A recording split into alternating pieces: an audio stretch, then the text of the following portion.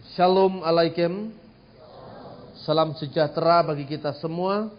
Saudara-saudara, seperti yang sudah kita sampaikan, bahwa pada sore hari ini kita akan berbicara tentang satu tema India. Apakah ada hubungannya Yesus dengan India? Sehingga ada satu buku yang cukup populer, sampai-sampai sekretarisnya negara, Pak Juan Effendi pernah bertanya, apa mungkin Yesus pernah pergi ke India? Ini karena apa? Karena ada satu buku yang diterbitkan oleh Gramedia, dan buku ini saya kira juga cukup laris. Judulnya adalah Isa Mesiha atau Isa Mesias, dalam pandangan Anand Krishna yang sangat terkenal itu. Dari Solo, itu keturunan India. Untuk mendasari pembicaraan kita akan membaca kitab Injil karangan Yohanes. Kitab Injil Yohanes. Kita akan membaca, saudara-saudara, pada pasal 20, ayat 24 sampai dengan ayat 29. Injil Yohanes pasal 20, ayat 24 sampai dengan ayat 29. Kita akan baca secara berbalas-balasan. Yesus menampakkan diri kepada Thomas. Tetapi Thomas, seorang dari ke-12 murid itu yang disebut Didimus, tidak ada bersama-sama mereka ketika Yesus datang ke situ.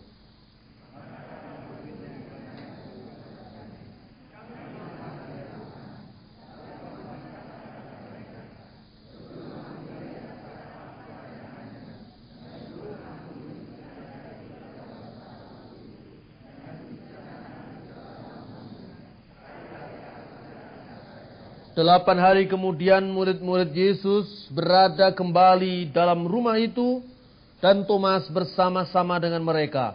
Sementara pintu-pintu terkunci, Yesus datang dan ia berdiri di tengah-tengah mereka dan berkata, "Damai sejahtera bagi kamu."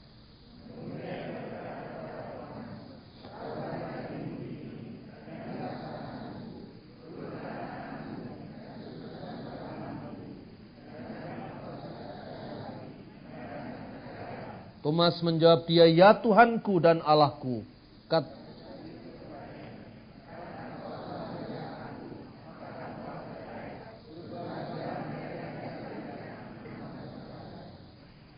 Saudara-saudara yang terkasih, ayat-ayat ini pernah saya baca ketika saya khotbahkan di mimbar ini. Tetapi saya akan menyorotinya dari segi yang lain. Ketika itu saya pernah berkata, saya meminjam bahkan mensitir sebuah ungkapan di dalam bahasa Arab yang biasa dipakai oleh saudara-saudara kita umat Islam, yaitu ada tingkat-tingkat keimanan, tingkat-tingkat keyakinan, yaitu ada 3. Yang pertama itu adalah ilmu yakin, keyakinan yang didasarkan atas pengetahuan, saya tahu dan saya yakin. Yang kedua adalah keyakinan yang didasarkan atas penglihatan, ainul yakin, ya, ain itu mata, keyakinan karena aku sudah melihat, seperti keyakinan Thomas ini. Kalau saya tidak melihat dan bahkan secara indera mencucukkan tanganku itu pada bekas salibnya, saya tidak percaya. Dan yang ketiga, saya percaya karena memang saya percaya. Keyakinan yang hakiki, hakul yakin. Itu waktu itu saya membahas dari segi itu. Nah, pada hari ini saya membahas ayat-ayat ini khususnya di dalam konteks bahwa menurut berita-berita yang santer, berita-berita yang juga malah dianut oleh sebagian manusia, bahwa katanya Yesus setelah disalibkan itu pergi ke India. Nah, mungkin saudara-saudara tidak pernah mendengar di gereja Betani, di gereja GKJW, di gereja Katolik, karena memang saudara hanya biasa mendengarkan gereja, tidak pernah mendengarkan yang lain.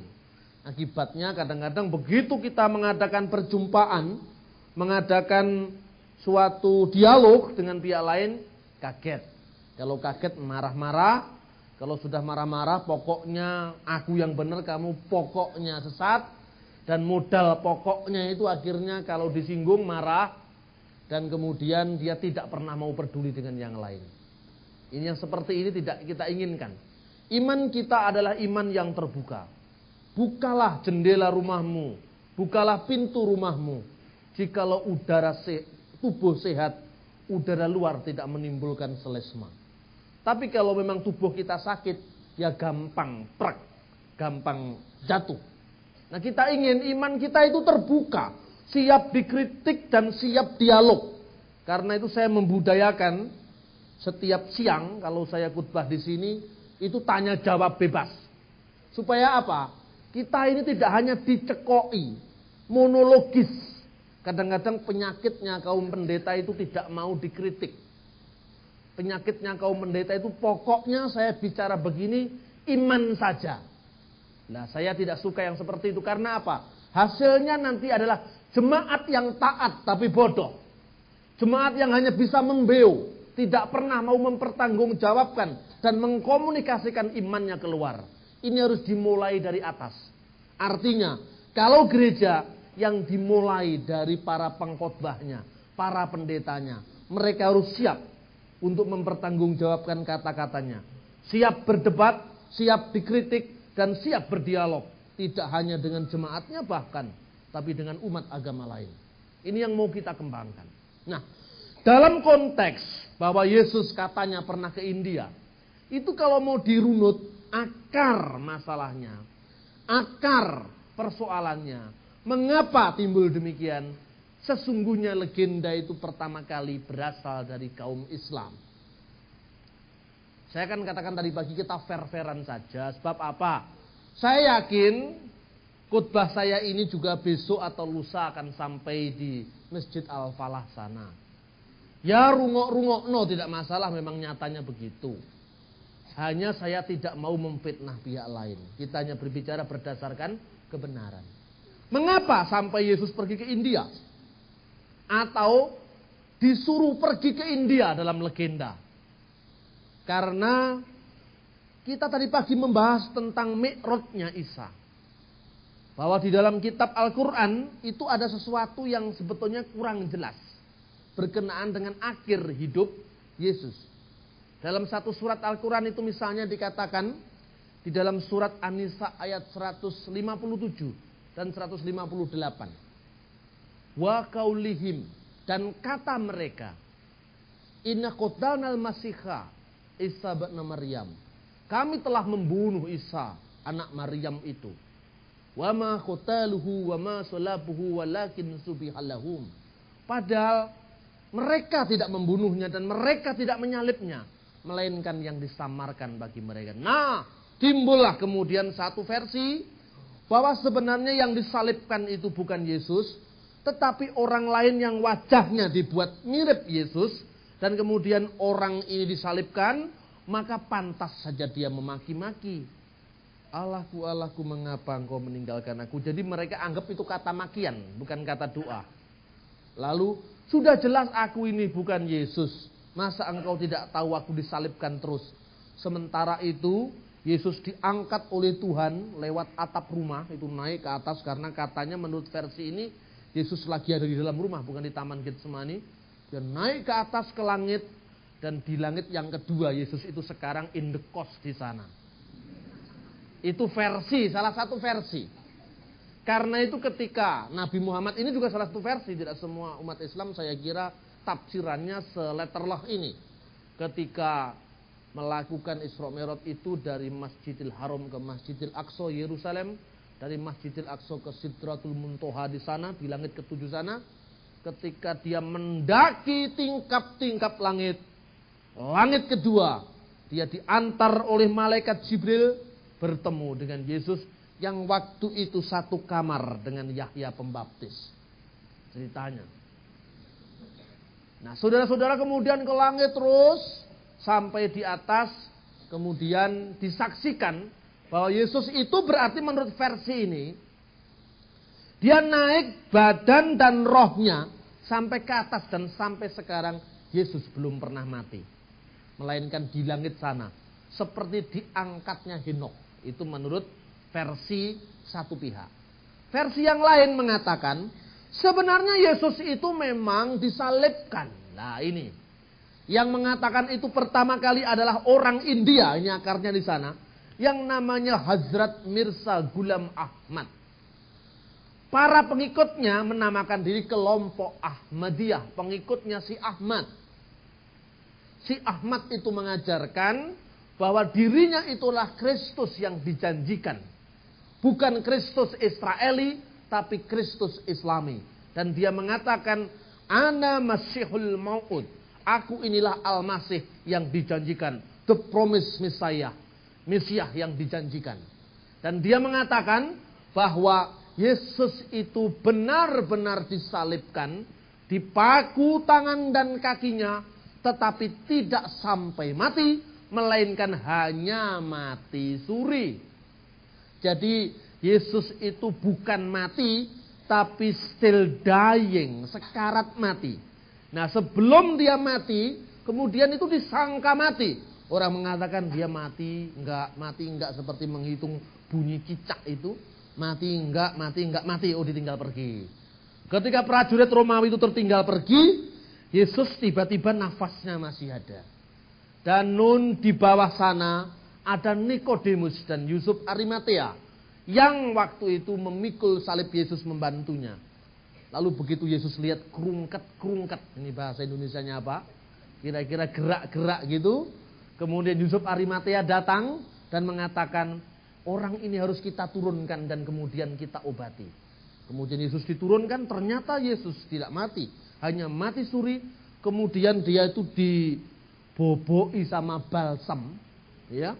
Kemudian ketika sudah sehat, Yesus pergi ke sebelah timur mencari suku-suku Israel yang hilang katanya. Karena ini sebuah versi. Kemudian balsem yang sekarang ini digunakan untuk merawat tubuh Yesus yang hampir sekarat mati. Itu di dalam bahasa Pakistan India dinamakan marham. Marham Isa. Balsemnya Nabi Isa.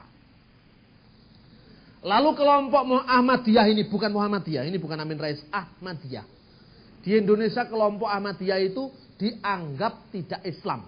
Dan dinyatakan sesat oleh MUI. Itu. Atau dinyatakan salah keluar dari Islam oleh Rabitoh al-Islami di Arab, di Mekah sana. Kemudian saudara-saudara, Yesus dengan melenggang dia pergi ke benua-benua timur. Dia melewati Kabul, Teheran, sampai pada akhirnya dia sampai ke Srinagar. Dulu India dengan Pakistan masih jadi satu.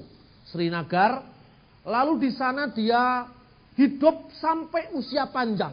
Lebih dari 100 tahun, yaitu 120 tahun. Dan kemudian dia bertemu dengan seorang gadis India. Dan dia kawin di sana. Dan kemudian punya anak dan keturunan. Sekarang ini keturunannya yang ke-112.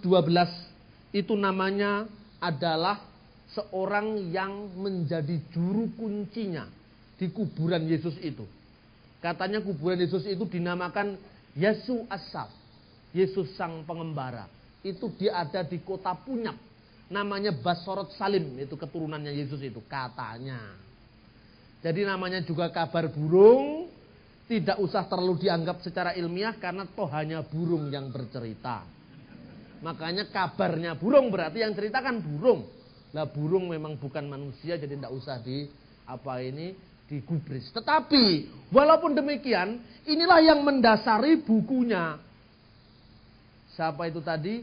Anand Krishna tadi. Bukunya itu yang didasari adalah fakta ini. Lalu mereka membuktikan bahwa Yesus pernah pergi ke India. Antara lain dikutiplah sebuah dokumen yang ditemukan di Mesir. Yang namanya The Gospel of Thomas, Injil Thomas. Tetapi ini pun tidak ada hubungannya dengan India. Tapi ditemukan sebuah naskah yang katanya itu berasal dari pejalan dari Tibet. Yang intinya bahwa Yesus memang pernah pergi ke India. Bagaimana caranya mereka membuktikan apa ini teori mereka. Yang pertama, Yesus itu pergi ke India, dibuktikan di sana ada balsem yang namanya balsem Isa, Markam Isa. Kemudian mereka menunjukkan ada suatu tempat, misalnya gunung yang dikaitkan dengan nama Maryam. Ada kota yang namanya kota Ais. Ais kemungkinan Isa katanya. Katanya terus.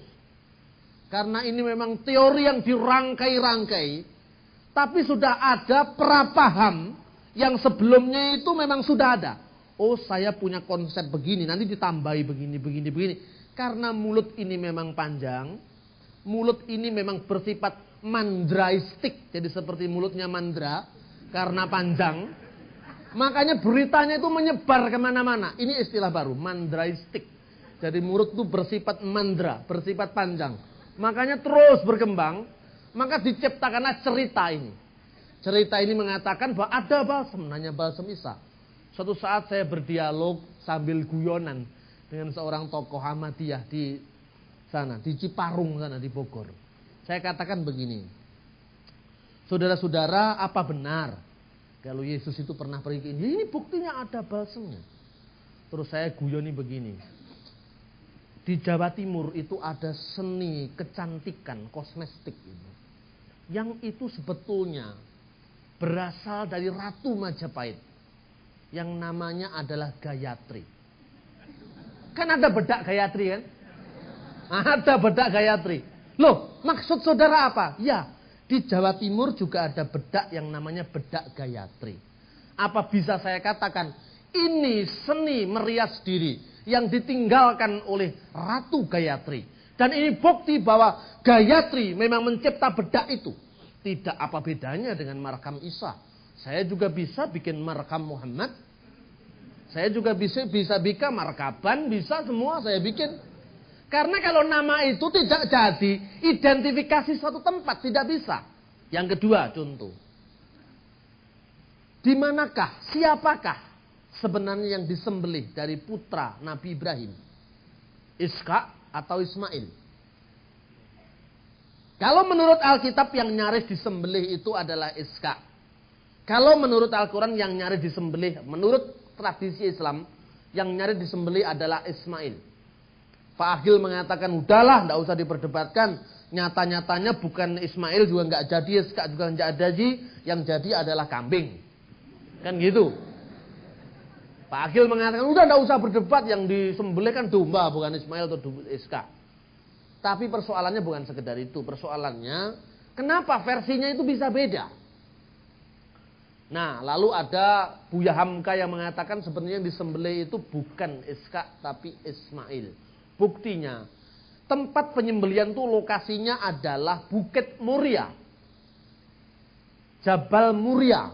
Muria. Bukit Muria itu di mana katanya? Tidak lain dan tidak bukan, Bukit Muria itu adalah Jabal Marwah di Mekah. Karena Muria, Marwah itu mirip satu sama lain, maka Muria itu adalah Mekah. Lah yang sampai ke Mekah kan bukan Ishak tapi Ismail.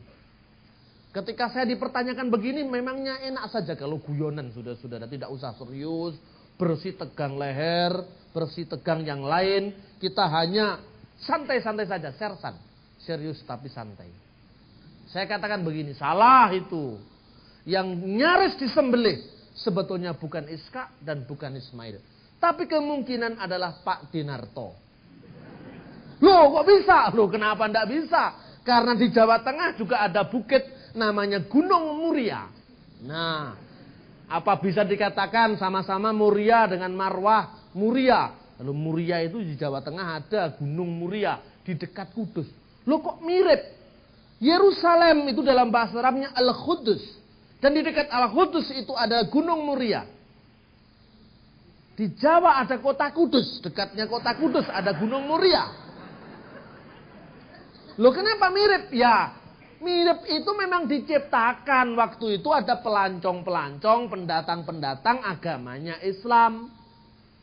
Dia membabat desa di situ. Setelah jadi kota dinamakan kota Kudus. Mengapa kota Kudus? Karena dibaca ayat Al-Quran surat Al-Isra. Di sana dikatakan mengenai perjalanan mi'rajnya Nabi Muhammad, Maha Suci Allah yang telah menjalankan hambanya dari Masjidil Haram ke Masjidil Aqsa. Maka dia ingin, ya kota kesuci ketiga umat Islam kan itu adalah Yerusalem. Namakan saja kota Kudus. Lalu di bukit itu, mungkin juga dulu namanya bukan apa Muria, tapi mungkin namanya Gunung Baidi atau apa. Kemudian karena dia mengidolakan tempat itu seperti yang dia kagumi dalam hikayatnya, maka dikatakan itulah Gunung Muria. Itu belum jadi bukti kalau yang disembelih bukan Iskak, tapi Pak Dinarto. Sebetulnya hanya orang yang tidak tahu sejarah yang ngoyoworo semacam ini. Nah ini saudara-saudara, maka saya katakan Ais. Ais itu tidak harus Isa, bisa Aisyah, bisa yang lain, tidak harus Isa itu. Nah, tetapi ada data dari sejarah gereja purba mengenai kehidupan Thomas. Karena apa? Karena Al-Quran memang tidak jelas tadi. Kalau sampai Yesus ke India. Kalau dikatakan Yesus sampai sekarang naik ke langit. Padahal memang ini hanya sekedar mengutip saja. Ya Isa inni mutawafika, aku telah mewafatkan engkau. Lalu diartikan wafat karena Yesus langsung naik ke atas, diartikan ketika aku mengambilmu. Mengambil apa? Mengambil tubuh dan rohmu, tidak hanya mengambil tubuhmu saja. Tidak hanya mengambil rohmu saja. Versi yang mengganti Yudas tadi, kata wafa itu diartikan mengambil. Seperti misalnya tafsirnya Al-Hasan. Tapi yang mereka Yesus pergi ke India, itu kesulitan dengan kata-kata warafi'uka ilayya. Dan yang telah merofakkan engkau, mengangkat engkau kepadaku. Loh, yang diangkat apanya? Kalau Yesus sampai sekarang kuburannya di India, yang diangkat apanya? Kalau Yesus sampai sekarang kuburannya di Srinagar, dijaga juru kunci keturunannya, Basarot Salim, lalu yang diangkat apanya? Ya, kemudian kelompok Ahmadiyah mengatakan, yang dimaksud rofi'uka ilayya itu adalah rofi'u darajati, mengangkat derajatnya. Ya bisa masih juga. Memang ya nyatanya memang para penafsir itu pintar memang saudara-saudara. Makanya kalau mau pintar jadilah penafsir. Nafsir kan pintar. Cari, pengangkatan ini pengangkatan derajat. Bukan diangkat saja. Gitu. Ini yang pertama, sehingga dua versi sebetulnya ada kesulitan sendiri. Ini sebetulnya tafsir intern umat Islam. Kita tidak mau mengurusi. Hanya karena ada hubungannya dengan Yesus, maka kita mengutipnya saja. Bukan kita mengurusi tafsirnya umat Islam, itu urusan umat Islam, urusan mereka, urusan tokoh-tokoh mereka. Tapi kita mencampuri, tidak mencampuri mengenai Islamnya. Tapi ada kaitannya dengan Yesus, makanya kita berbicara. Nah, Alkitab dengan jelas mengatakan, Yesus itu dilahirkan di Bethlehem. Kotanya Nazaret. Menyelesaikan pekerjaannya di Yerusalem. Dengan dia disalibkan. Bangkit pada hari yang ketiga setelah dia mengalami kematian. Dan so'ida ila samawat. Dan telah terangkat ke surga. Dan duduk di sebelah kanan Allah Bapa. Dan akan datang kembali untuk menghakimi orang yang hidup dan yang mati. Itu semua dokumen dari abad pertama tidak pernah berselisih.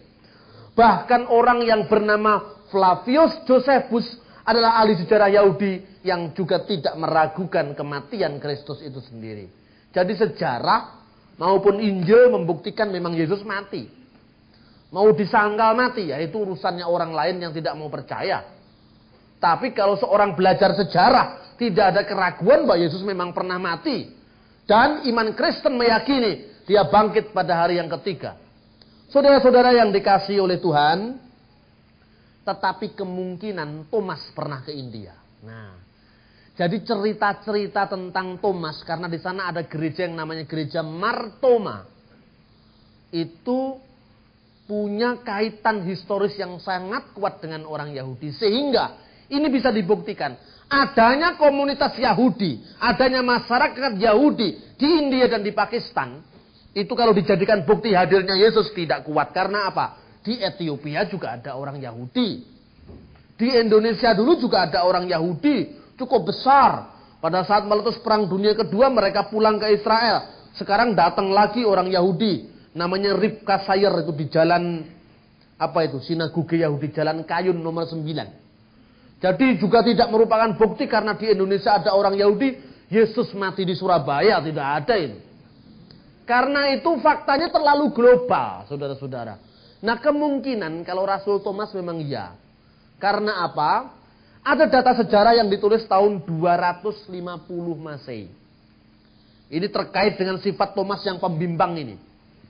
Dalam data sejarah itu dituliskan namanya Didaskalia Ton Apostolon atau Didaskalia Apostolorum, yang artinya adalah konstitusi atau undang-undang dasar rasuli atau keputusan-keputusan para rasul.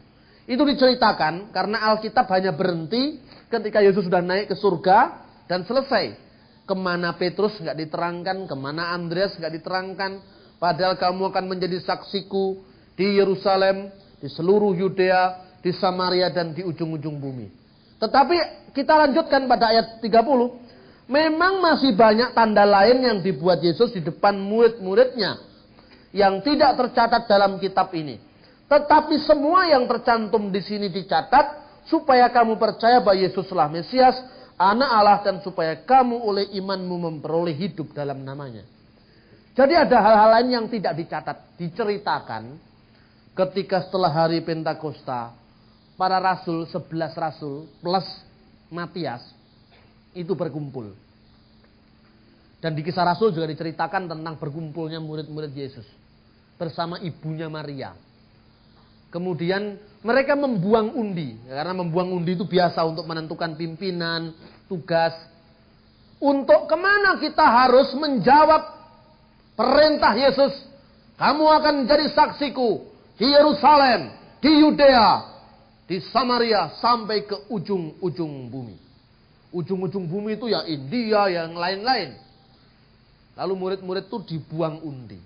Ketika dibuang undi, Thomas dapat giliran, dapat jatah tugas pergi ke India. Wah, dia protes berat. Thomas itu kan memang sang pembimbang, ragu. Dia punya alasan rasional. Tidak mungkin saya pergi ke India. Kenapa? Saya ini orang Yahudi. Tubuh saya juga agak sakit-sakitan, lemah. Mana mungkin saya pergi ke sana? Saya tidak mau, menolak saya. Yesus menampakkan diri. Thomas, engkau pergi. Kasihku akan menyertai engkau. Thomas tidak mau, tetap tidak mau. Jangankan Petrus. Jangankan Butros Gali. Yesus saja dia ditawar-tawar.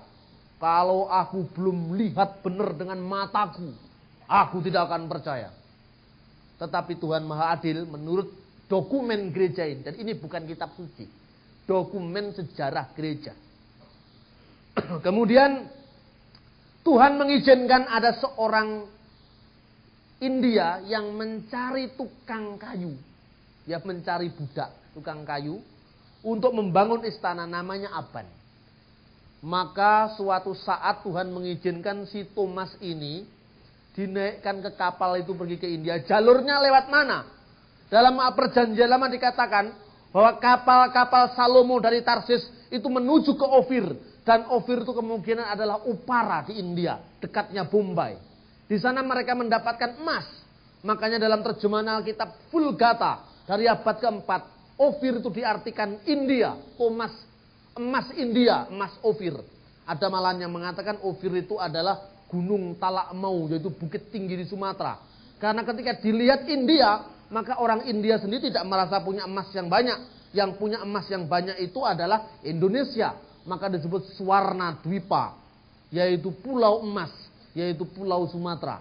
Ada banyak fakta-fakta yang ini sangat merisaukan kalau itu dilihat dari perkembangannya. Kemudian saudara-saudara, Thomas pergi ke India. Di sana dia suruh membangun istana seorang raja yang namanya Gundaparna. Gundaparna orang Yahudi, orang Yunani menyebut Gundapur. Ahli-ahli sejarah dulu mengatakan tidak ada raja India yang bernama Gundapur. Kemungkinan itu hanya dongeng Kristen. Tetapi sejak tahun 1890 ditemukan koin-koin mata uang yang tulisannya nama Gundapar. Persis dengan sejarah gereja tentang Thomas ke India. Dan di India Thomas membangun 7 gereja Antara lain di Kerala. Dan India Selatan sampai hari ini di India Selatan ada komunitas Kristen yang cukup kuat sejak abad pertama Masehi, yaitu kekristenan Martoma. Kekristenan Syria yang dinamakan Gereja Martoma di India Selatan.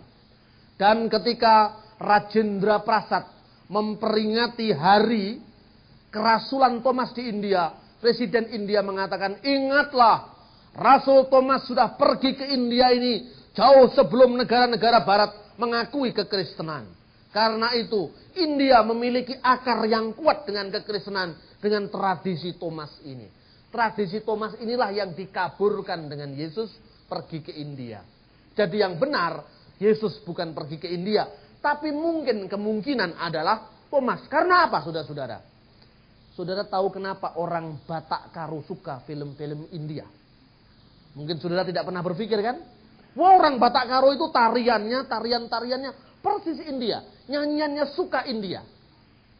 Thomas itu mungkin juga berpikir, bagaimana saya orang Yahudi yang biasa nyanyinya Ifinu Salom Alaikem loh. Lagunya kalau dengan Arab masih mirip. Misalnya Ifinu Salom Alaikem itu ya mirip masih dengan Islam lah. Apa itu? Ilaliko salam salam. Selamat ketemu lagi, salam salam, masih sama dengan Arab. Tapi tiba-tiba setelah dia harus mengikuti segala macam tradisi, istiadat, nyanyian, lagu-lagu yang bersifat Middle East, semua Timur Tengah, tiba-tiba Timur Jauh, harus ke India, lagunya harus diubah sedikit. Sawan kamahina pawana kare sore loh. Aku tidak bisa nyanyi yang meliuk-liuk begitu, katanya. Jiara rejume SJC ban mana kemur. Nggak bisa begitu, saudara-saudara. Tapi ada saksi baru, yaitu orang Batak Karo. Batak Karo itu suka lagu-lagu India.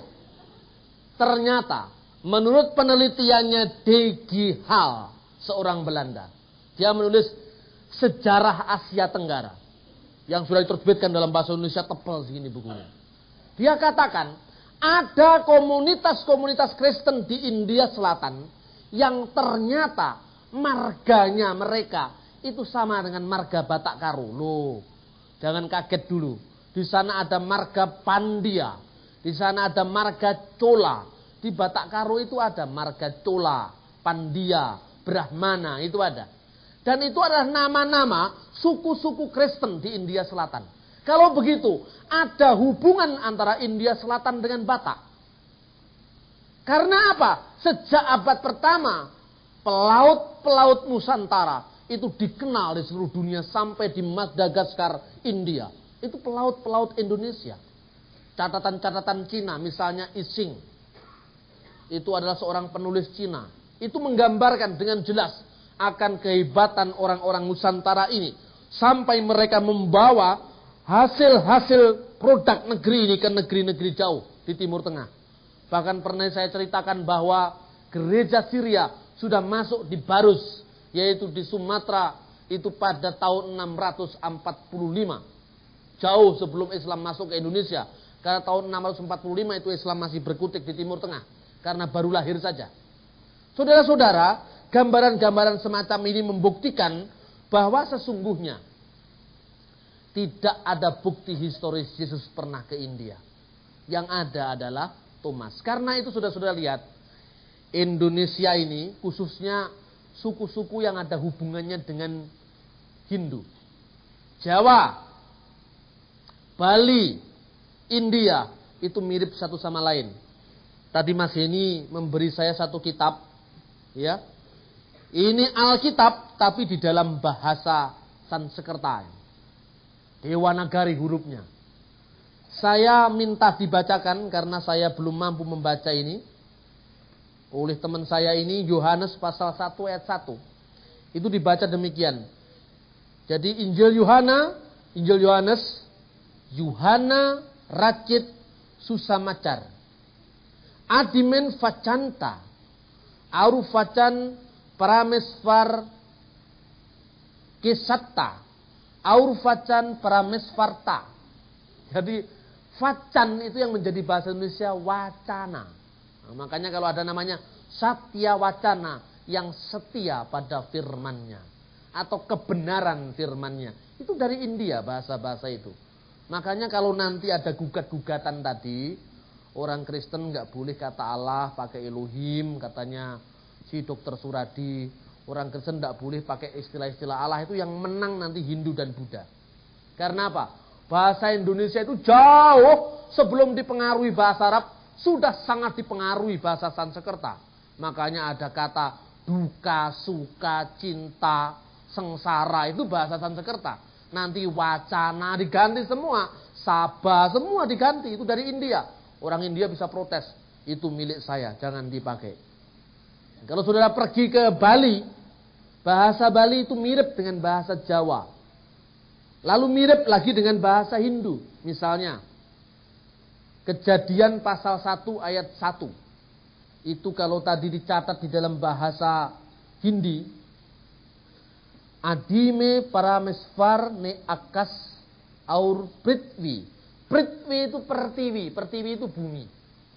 Kalau orang Indonesia menyebut ibu pertiwi, lah itu dari bahasa India itu. Pertiwi, prithvi, prithvi. Bahasa Balinya karena orang Bali tidak bisa ngomong T, pertiwi. Makanya di Dukeng Purwagala ide Sangjang Widiwasa ngwen tenang angkasa miwah pertiwi, kata orang Bali. Ya toh? Itu bagaimana itu sakit batuk, ya, karena batuknya sakit. Batuk jadi batuk. Itu ada hubungan pertiwi dalam bahasa Bali, itu pertiwi dalam bahasa Jawa. Makanya kalau saudara pergi ke daerah-daerah, ke desa-desa, coba lihat itu, nggak ngerti nggak apa-apa, tapi biasakan dengar orang lain. Saya lagi minta dicatatkan kepada Pak David Yohanes 1 ayat 1 di dalam bahasa Cina. Ternyata di sana ditulis dengan kata-kata tahu. Padahal itu tahu itu adalah satu kitab yang ditulis oleh seorang filosof Cina yang bernama Lao Tse, yaitu Tao Te Ching. Lah itu hubungannya apa nanti? Ya saya nggak bisa banyak, cuman menghubung-hubungkan ini kira-kira peluang mana yang paling cocok ketika kita mengabarkan Injil. Jangan anti budaya. Kalau anti budaya kita akan didampar oleh budaya. Dan kita akan jadi tamu asing di negeri sendiri. Karena itu ketika saya membaca Dukeng Purwagala ide Sangjang Widiwasa wen tenang akasa miwah pertiwi, teringatlah saya dengan Alkitab bahasa Jawa. Ing kala purwa du ing kale purwa. Purwakala. Sangjang Widiwasa bahasa Gusti Allah ngawontenaken langit lan bumi. Angkasa itu angkoso, pertiwi itu pertiwi. Makanya kalau sudah pergi ke desa-desa, di situ ada kendurian. Bopo angkoso ibu pertiwi, bopo Adam babu kowo, kaki-kaki ini dan seterusnya itu. Nuwun-nuwun mugi katur dumateng sederek ingkang katuran ing mriki sedayanipun. Nggih. Diganti oleh orang Islam. Kenapa Islam itu maju? Loh saudara, jangan hanya belajar dari penginjil Amerika. Belajarlah dari Kiai Sadrak yang memenangkan beberapa orang di Jawa Tengah dan menjadi komunitas Kristen di Jawa Tengah. Belajarlah dari Kolen yang memenangkan menjadi cikal bakal GKJW di Mojowarno. Belajarlah kepada Kiai Tosari yang bikin tembang-tembang Jawa untuk memenangkan orang Jawa. Itu kenyataan. Saudara-saudara jangan kaget ya kalau saya berkata, kenapa? Pak, gerejamu itu kecil, tidak besar. Bagaimana mungkin diberkati Tuhan lo? Kecil dan besar itu ukurannya apa? Apa ukurannya? Gerejamu yang katanya besar belum 100 tahun lo. Nanti pemimpinnya mati, gerejamu bubar. Gereja GKJW itu sudah 300 tahun lebih. Itu terbukti eksis di sejarah ini. Dan di Jawa Timur, ini minta maaf ya, saya ngomong dengan saudara-saudara teman dari gereja Betani. Gereja terbesar di Jawa Timur bukan gereja Betani. Gereja terbesar di Jawa Timur secara statistik adalah gereja Katolik. Harus dipahami. Dan sensus misi terpesat di Indonesia, 4,sekian% adalah gereja Katolik melalui pendidikan, bukan gereja Protestan. Harus diingat, Gereja kedua terbesar di Jawa Timur, Gereja Kristen Jawi Wetan. Bukan gereja Pantekosta. Karena itu besarnya sebuah gereja jangan hanya dilihat dari besarnya gedung. Alfa Omega ini kan belum ada gerejanya. Tapi lihat, banyak jemaatnya saudara-saudara. Amin. Ya karena apa? Tidak bisa. Gereja sejati itu jiwa bukan gedung. Gereja sejati itu adalah jiwa-jiwa orang yang menyerahkan diri kepada Allah. Dan bukan gedungnya. Karena itu saya melihat kesamaan-kesamaan itu. Mengapa Islam berhasil? Mengapa Islam besar di Pulau Jawa waktu itu? Karena Islam melalui kontekstualisasi. Coba Anda lihat. Bagaimana tidak mereka berhasil? Dulu orang pakai gamelan. Identik dengan dewa. Datanglah para wali, gamelan dijadikan muslim. Orang-orang pada datang nonton wayang. Ceritanya diganti tanpa disadari. Dulu ceritanya Mahabharata, Ramayana semakin tidak populer diganti dengan cerita carangan. Cerita carangan itu kira-kira apokrifnya pewayangan. Mulai cerita misalnya gini. Kalimah Husada itu adalah pegangannya. Ini kalau orang Ambon bilang opok-opoknya gitu. Yudhistira. Kalimah Husada itu adalah usada penyembuhan yang mujarab. Penyembuhan dari sakit penyakit pada masa Kali. Kali itu masa gelap. Kemudian oleh orang Islam diotak-atik. Kalimah Sada itu tidak lain adalah kalimah syahadat. Nah, kalimah Sada itu kalimat syahadat yang berbunyi asyhadu alla ilaha illallah wa asyhadu anna Muhammadar Rasulullah. Kemudian Yudhistira ini sudah tua sekali. Dia tidak bisa mati-mati katanya. Matinya karena apa? Karena dia tidak bisa membaca jimatnya. Membaca opok-opoknya ini. Kemudian suatu saat dia ketemulah dengan yang bernama Sunan Kalijogo. Lalu dibacakan. Sunan Kalijogo ketemu karo wayang. Loh ini bagaimana ini? Tapi itulah orang Jawa. Orang Jawa bikin cerita-cerita itu. Katanya Dauping Budo lawan Sarak. Empu Wajisaka yang menciptakan Hono Coroko berguru pada Nabi Muhammad. Seolah-olah Mekah itu Kediri Blitar gitu. Dan Muhammad itu seolah-olah ya Muhammad Anwar guru kebatinan di Kediri sana seperti itu. Tapi apa? Karena seni. Seni itu mengubah pikiran orang tanpa melelahkan pikiran orang. Coba saudara-saudara disuruh baca Mazmur pasal 23. Hafalkan satu-satu. Tuhan adalah gembalaku, takkan kekurangan aku. Dibaringkanlah aku di padang yang berumput hijau. Sudah di sini sampai tidak hafal. Tapi coba lakukan. Tuhan adalah gembalaku, takkan kekurangan aku. Dia membaringkan daku di padang yang berumput hijau. Loh kok hafal Pak? Hafal wong dilakukan gak kroso. Tapi kalau dihafalkan payah Anda. Coba orang wayang itu ngapalin 300 lebih tokoh wayang kok bisa hafal. Ya mesti aja sehari 10 jam kalau nonton wayang Pak Mantep itu sambil minum kopi cagak lek katanya. Dia lihat-lihat wayang kan nggak terasa. Dan wayang-wayang lain akhirnya tidak laku karena apa? Karena wayang Jawa sudah digarap oleh Islam menjadi media dakwah bagi orang Islam. Dan ketika itu orang-orang Hindu bernostalgia ingin kembali kepada agama lama. Para wali langsung cepat melihat, ini orang Jawa rupanya ingin bernostalgia dengan zaman Hindu. Gimana caranya? Kalau dengan, sini kau. Ini kalau model-model Batak.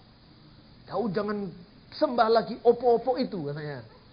Ya, itu si Yesus sudah marah dengan itu. Itu pulang itu. Marah itu. Itu metode Batak, metode Ambon. Karena itu orang Ambon sulit jadi presiden, saudara-saudara.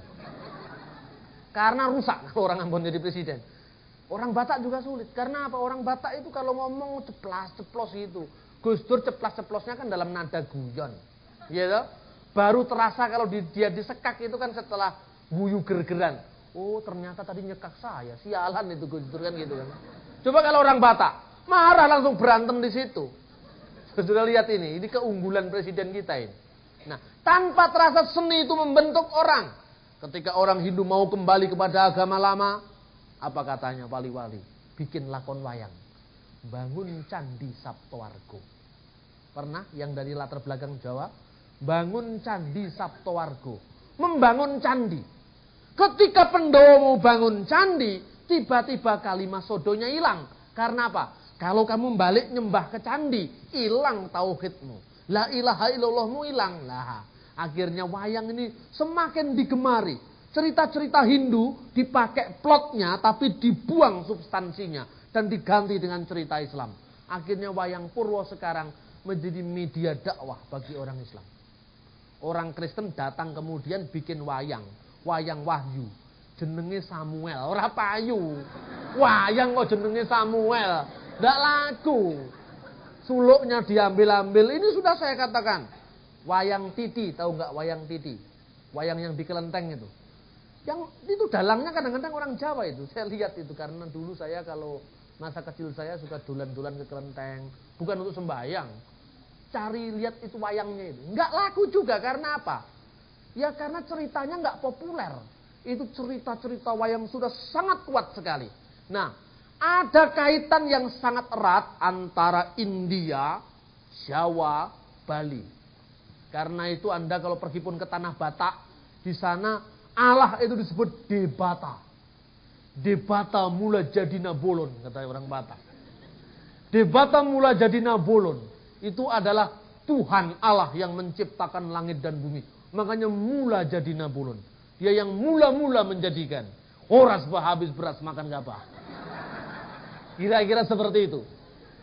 Jadi setiap bangsa, setiap kaum, setiap umat itu memiliki kesadaran akan makna Allah, makna Tuhan. Tugasnya Kristen, tugasnya iman Kristen mengarahkan itu kepada jalan kebenaran dan hidup. Jadi jangan melawan tradisi, tapi membarui tradisi, mengkristenkan tradisi, mengkristenkan budaya sampai budaya itu siap menerima Kristus sebagai Tuhan dan Juru Selamat. Amin. Karena itu, ketika Alkitab diterjemahkan di dalam bahasa Koing atau Koi, bahasa Cina. Itu logos diterjemahkan Tao. Karena kitab Tao Te King. Tao itu apa? Tao itu adalah mamanya alam semesta. Tao itu adalah kebijaksanaan Tian, kebijaksanaan ilahi. Dengan Tao itu Tian menciptakan langit dan bumi, menciptakan alam semesta. Kristen masuk untuk membawa kepada Feng Chu Yesu Tekmi. Amin. Harus masuk dulu Tao. Supaya jelas Tao-nya itu di Injil Yohanes. Kalau Anda pergi kepada orang Bali, orang Jawa, untuk kita sampai kepada kunjuk ing asmo dalam Gusti Kawula Yesus Kristus, harus bisa nembang dulu. Saya pernah mau bikin tembangan gimana ya? Caranya orang Jawa. Ini kasus. Saya ada di Solo waktu itu. Orang kerasukan demit, saudara-saudara, kerasukan setan. Teman-teman saya yang dari gereja Pantekosta itu main hantam saja. Sehingga apa? Orang ini malah a priori. Udah jadi rungokne kuwi dukun Kristen katanya gitu. Masuk keluar kampung dukun Kristen. Waduh, hati saya sakit ketika teman saya ini dianggap dukun Kristen. Karena apa? Domitnya disentak-sentak, kemudian krungu semua tetangganya. Saya baru berpikir, apa tidak mungkin ya? Orang Jawa itu, kalau dia misalnya malam-malam, ya, kemudian dia ada tempat-tempat angker, itu ada semacam tembangannya. Karena apa? Orang India itu kalau mau perang pun nyanyi dulu. Nari dulu, coba wayang, Anda lihat. Gatot Kaca mau gandrung, ya, dengan itu calon istrinya itu yang masih digandrungi pergiwati itu bersair dulu, tidak main tancap saja, bersair dulu dia. Balung pakel dong ayu, diginiin dulu. Apa bener kamu cantik sayang? Gini dulu, saudara-saudara. Itu wayang. Lah, kalau ngusir iblis pun juga begitu budaya Jawa itu. Wontono kidung rumah kesoeng wengi, ada tembang yang merenggani malammu. Puitis sekali. Teguh ayu luputo ing loro, luput bilai kabeh. Jin setan datan purun, paneluhan tanono wani. Itu orang Jawa sudah tersugesti. Jin setan datan purun itu artinya jin setan sudah tidak mau demit orang durit setan ora doyan. Kira-kira seperti itu. Jadi setannya itu diusir. Apa tidak lebih baik kalau itu tembang-tembang itu dipakai, tapi nama Yesus dimasukkan? Saya yakin demitnya juga pergi. Demitnya malah mengatakan, sialan ini tuh, pertama-tama dia mau mengajak saya untuk nyanyi-nyanyi. Akhirnya Yesus lagi. Pergi dia lari. Demitnya lari. Tapi apa? Demitnya juga lari, tetapi hubungan kita dengan tetangga sekitar tidak asing. Amin. Saudara lihat kalau misalnya kita nyanyi lagu-lagu itu di Jogja, saudara lihat mereka sambil lesehan kebaktiannya. Kalau tepuk tangan model kita begini, salam Yesus, brak brak brak brak gitu kan. Nadanya memang gitu karena memang semi diskotik. Wah, haleluya, begini kan nadanya. Tapi kalau di Jogja enggak begitu, saudara-saudara. Tepuk tangannya lain di Jogja. Begini. Ku mohon ya Tuhan, lagu panggilanmu, supaya diriku mengidungkan anugerahmu. Ini orang Jawa, sudah liyep layaping ngaluyup itu, kemudian dia duduk-duduk sambil mendengarkan. Wah, saya yakin Jawa itu akan jadi pengikut Yesus semua. Amin. Saudara-saudara merasa diberkati dengan apa itu pendekatan-pendekatan ini, teruskanlah. Saya kalau mau ada yang ngajari lagu Mandarin, saya belajar juga kok. Hanya karena Pak David tidak mau ngajar. Mungkin karena Pak David nggak bisa nyanyi mungkin. Ini penting saudara-saudara, agar apa? Saya menginginkan gereja bertumbuh berakar di bumi kita ini. Saudara tahu Bali? Bali itu ramah sekali saudara-saudara. Sekarang jadi agak nggak ramah lagi. Karena apa? Kita salah. Kita salah. Satu buku judulnya yang saya kemarin baru dibeli dari Bali di Denpasar. Umat Hindu di tengah agama-agama lain. Saya beli di toko buku Hindu. Saya kaget ketika saya lihat satu bab. Seorang pendeta bernama Awon Datu menulis dalam remah-remah roti. Kami punya kerinduan. Bali adalah pulau berhala yang perlu diinjili. Kami punya visi menjadikan Bali sebagai tempat pembaptisan orang-orang yang menyembah berhala kepada Kristus. Dan Bali akan dijadikan pulau Kristen. Yang sloganistik begini yang akhirnya membuat kacau. Orang Bali marah-marah itu. Kristen sekarang, nanti dulu.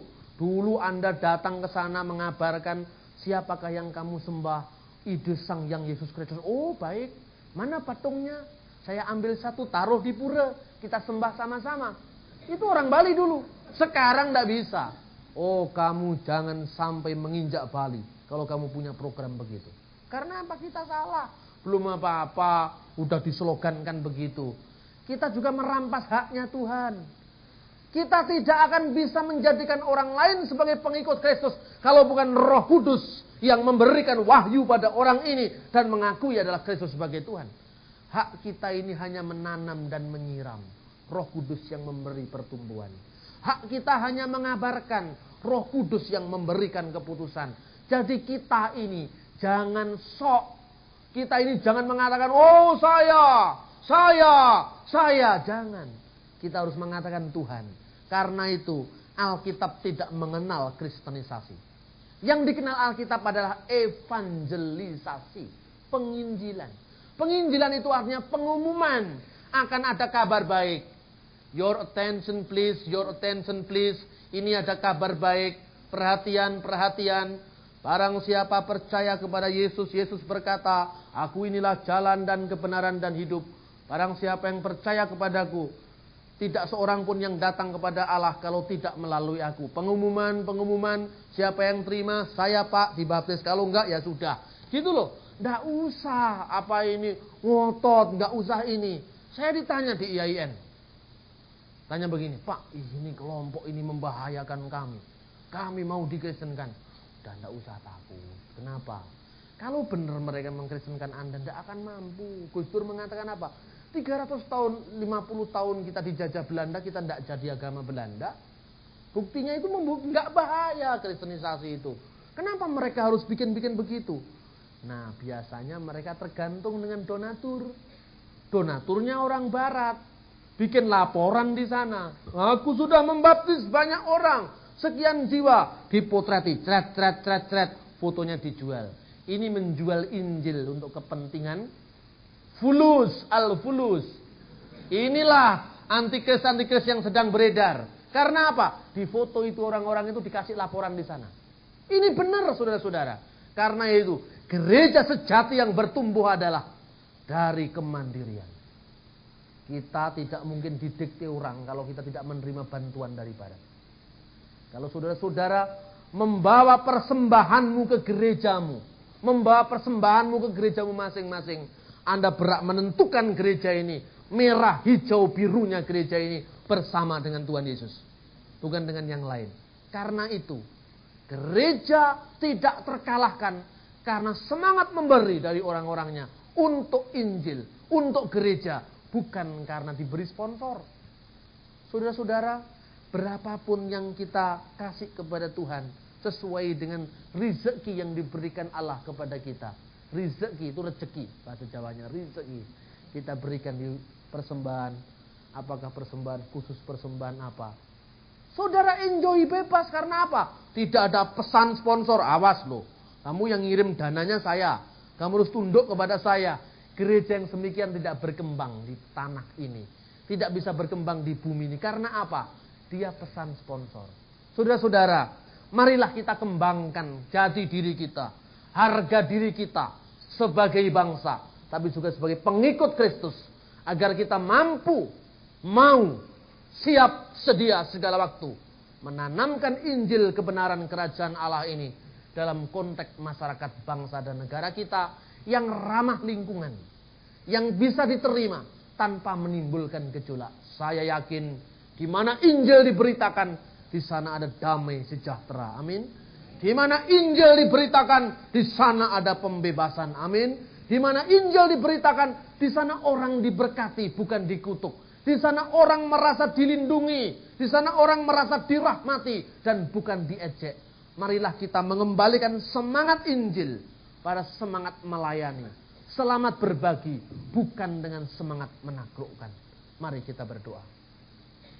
Kembali kami naikkan syukur kehadirat-Mu Bapa Surgawi. Allah yang begitu baik. Allah yang begitu mengasihi kami. Allah yang begitu merahmati, mengampuni dan menebus kami. Tuhan Yesus, kami sudah mendengarkan Engkau berbicara kepada kami. Kami sudah mendengarkan Engkau mengubah kehidupan kami melalui firman-Mu. Oh Tuhan, kami sadar bahwa Engkau berfirman, aku mengutus Engkau sebagai domba di tengah-tengah serigala. Karena itu cerdik seperti ular dan tulus seperti merpati. Ajar Tuhan kami untuk kami mengenal Engkau secara lebih dekat. Ajar kami untuk mengenal kehendak-Mu, mengerti maksud-Mu di tengah-tengah gereja kami, di tengah-tengah bangsa kami. Dan kami arif membaca tanda-tanda zaman. Apa yang akan terjadi di sekeliling kami, di sekitar kami. Oh Tuhan, secara khusus kami berdoa untuk pemerintahan bangsa dan negara kami. Pulihkanlah negeri kami. Pulihkanlah bangsa kami. Hendaknya semangat Injil mewarnai setiap para pemimpin dan pemegang kebijaksanaan negeri ini. Kami ingin Tuhan melihat negeri kami ini aman. Tidak ada penjaraan, tidak ada perkosaan, tidak ada kerusuhan, tidak ada peledakan, tidak ada pemboman. Tapi semuanya berjalan dengan aman. Oh Tuhan, sehingga kami bisa saling mengasihi, saling merahmati, saling mengampuni, saling mengerti kehadiran saudara kami yang lain. Terima kasih Tuhan, kami juga percaya bahwa Injil-Mu memberkati setiap orang. Warta baik-Mu itu adalah mengampuni setiap orang yang tidak mengerti akan kehadiran-Mu. Seperti Engkau berkata di kayu salib, ampunilah ya Bapa, karena mereka tidak tahu apa yang mereka berbuat. Kami juga melantunkan doa pengampunan kepada saudara-saudara kami yang berlaku tidak adil, yang mereka membuat kerusuhan, yang mereka membuat segala macam upaya untuk memecahkan bangsa ini. Oh Tuhan, kami yakin mereka juga adalah biji mata-Mu. Kami mengampuni mereka. Dan kami berdoa di dalam nama Yesus agar Tuhan menangkap mereka. Agar mereka justru berbalik kepada Tuhan. Dan mereka juga mengagungkan nama Tuhan. Terima kasih Tuhan. Kami secara khusus juga berdoa pada Presiden Abdurrahman Wahid. Kepada Ibu Wakil Presiden Megawati. Kepada juga Bapak Johan Effendi yang baru dilantik sebagai Sekretaris Negara. Oh Tuhan, tugas yang begitu berat kami yakin. Sebagai seorang agamawan, saudara kami Pak Johan Effendi ini akan bisa mengerti kehidupan umat beragama dengan baik. Akan lebih bisa mengerti hubungan keimanan dengan orang lain, dengan agama lain. Sehinggalah terciptalah suatu keamanan, suatu saling pengertian di tengah-tengah kami. Berkatilah bangsa kami, pulihkanlah ekonomi bangsa kami, pulihkanlah politik yang stabil bangsa kami. Secara khusus kami berdoa secara tidak putus-putusnya kepada pemimpin nasional kami, Gus Dur dan Ibu Megawati. Khususnya menjelang pada bulan Agustus Tuhan. Kami yakin segala upaya apapun yang tidak sesuai dengan kehendak Tuhan, di dalam nama Yesus akan patah dengan sendirinya. Dan kami yakin gereja-Mu mendoakan setiap orang yang sesuai dengan kehendak Tuhan. Dan Tuhan memberikan kemenangan. Terima kasih Tuhan. Kami juga berdoa pada saudara-saudara kami yang sudah mendengarkan sabda-Mu. Kami percaya pada saudara-saudara kami yang datang karena beban yang berat, karena sakit kelemahan tubuh. Kami percaya Tuhan sudah menjamah mereka di dalam nama Yesus. Dan mereka dikembalikan, dipulihkan, dan disembuhkan. Terima kasih Tuhan. Saya juga berdoa kepada Pak Supii, Ibu Pendeta, kepada Pak David, Ibu, semua kerabat pelayan, pemain musik di gereja ini. Oh Tuhan, melalui mereka Engkau mempercayakan jiwa-jiwa. Engkau mempercayakan kebangunan kerohanian. Engkau percaya kebangunan spiritual akan terjadi di tengah-tengah kami. Dan tidak ada artinya jikalau Tuhan Yesus tidak di tengah-tengah kami. Terima kasih Tuhan, terima kasih. Hanya di dalam nama Tuhan Yesus, Tuhan dan Juru Selamat kami sudah berdoa dan mengucap syukur. Haleluya. Amin.